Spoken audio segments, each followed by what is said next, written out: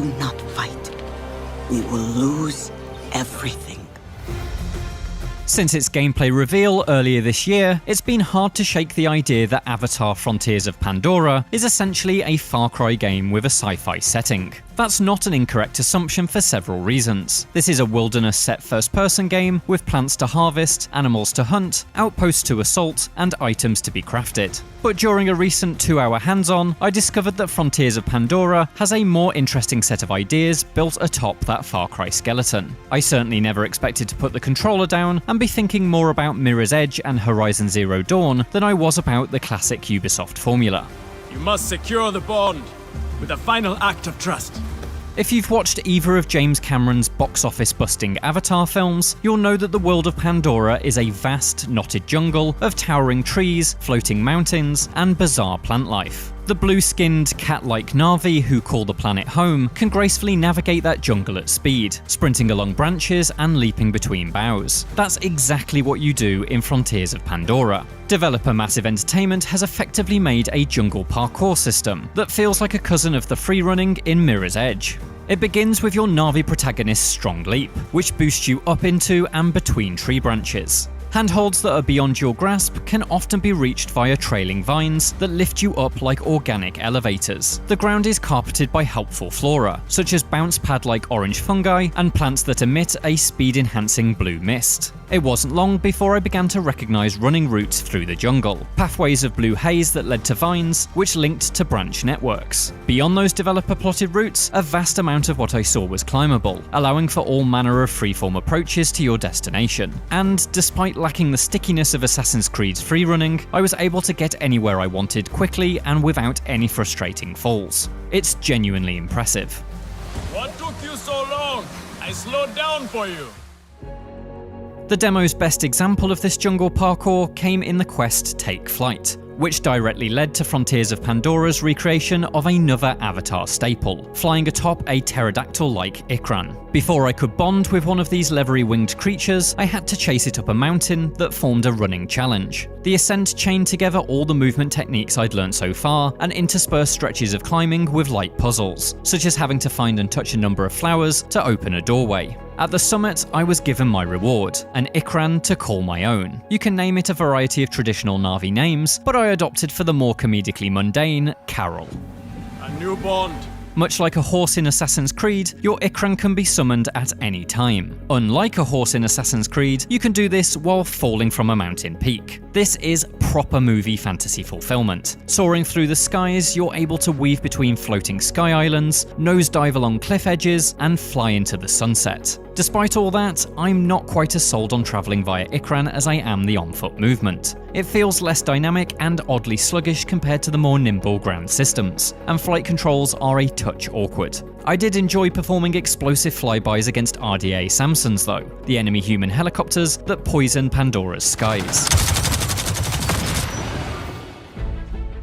As in the films, invading humans are the enemy in Frontiers of Pandora. When it comes to taking them out, there are two broad options: traditional Na'vi weaponry or modern RDA guns. They offer two different approaches. The silent Na'vi bows are best suited to stealth infiltrations, while the loud human guns are for when all hell breaks loose. Not that the latter happened much. At least in this demo, the enemy AI was so brain-dead they barely reacted to allies dying right next to them. Combined with simplistic encounter design, most combat situations proved trivially easy.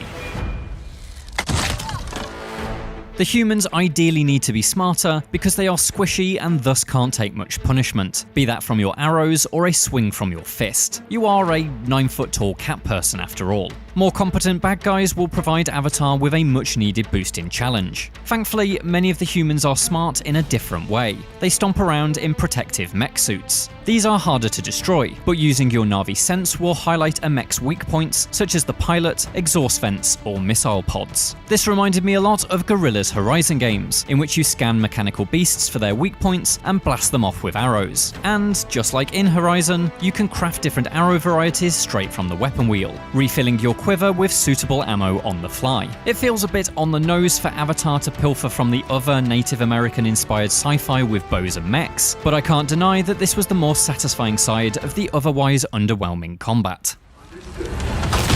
While I found humans dotted around the Pandoran wilds, my main encounter with them came at one of their industrial bases. This was a welcome contrast to the natural world. All sharply angled steel corridors, bulkhead doors, and concrete floors. Out in the jungle home territory of the Na'vi, I rarely felt in danger, but within the foreign, claustrophobic walls of this RDA compound, my senses were constantly on edge. Crates, hidden vents, and overhead walkways provided simple stealth routes to avoid the guard patrols and stomping mechs, which posed more significant opposition here thanks to their increased numbers. My objective here was to sabotage several systems in an effort to bring RDA drilling operations to a halt. Doing so was fairly simple. Nothing more complicated than pulling levers or dabbling in a bit of Watch Dogs-ish hacking, and so the real challenge was slinking between patrol gaps to do my work unseen. This was, more than anything in the demo, the most Far Cry feeling element, a classic outpost takedown. But thanks to that aforementioned contrast to the natural world, it didn't feel as tired as you might expect. This sort of traditional Far Cry work was a rarity though. If the demo's 2 hours are representative of Avatar as a whole, then a significant portion of your time will be spent doing more peaceful activities. The film's natural world focus is represented here by an increased hunter-gatherer approach compared to Ubisoft's other games. You need to frequently eat to ensure your health bar regenerates, so picking fruits and preparing meals with them is more central to the experience. Seemingly as a result of that, harvesting isn't a single button tap job. You must instead take hold of the fruit and rotate the analog stick to find the right angle to pull from, similar to a lockpicking minigame. You can also hunt, but animals must be honorably killed with a bow. Shooting Pandora's wildlife with human bullets will spoil the meat. Among the side activities on offer were animals tagged by RDA darts, which had to be slowly approached and soothed before the needle was plucked out. This was all achieved by simply holding down one button, and so didn't offer all that much challenge. But I appreciate the thematic dedication to Avatar's nature-loving soul. Similarly, I found a huge rhino-like creature trapped in an RDA cage, and all it took was a few arrows to kill its captors and set it free. Hopefully the humans will put up better resistance in the full game, as otherwise these activities risk becoming box-ticking exercises.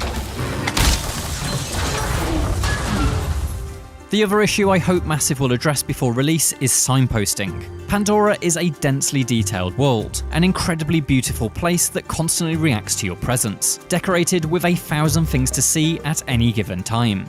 That made finding very specific things something of a needle in a haystack situation. Allied Na'vi characters often blended into the blue-hued environments, and one quest had me searching high and low for an item I had no way of recognizing in the first place. Just a little bit of UI guidance in these situations would have been appreciated. Guide this traveler. Bring them to the heart of the nest. Structurally, Avatar Frontiers of Pandora is going to be instantly recognizable to anyone who has played a Far Cry game in the last decade. But with its jungle parkour systems, flying mount, and increased focus on harmony with the natural world, it is at the very least making some notable changes to the formula. This certainly helps anchor it in the world of Avatar, but it remains to be seen if these additions will be meaningful enough to make the entire experience feel fresh. But as someone who has grown very tired of this particular approach, I was happy to find that I left the demo session curious to see more of what lies among the trees of Pandora's frontiers.